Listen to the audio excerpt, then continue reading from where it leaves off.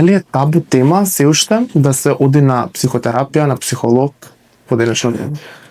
Луѓето, знаеш како, луѓето се опуштаат на оваа тема, ама би кажал дека мажите се уште тешко нешто за да се убеди да се тргне на психотерапија, нели? Најчесто и кога работиме со бракови, со парови, најчесто доаѓа прво, нели, женскиот пол, незиниот маж или партнер доаѓа од што мора. Зошто мислиш дека тоа така? Дали мажите потешко ги искажуваат своите емоции, дали така се навикнати од мали нозе да се однесуваат?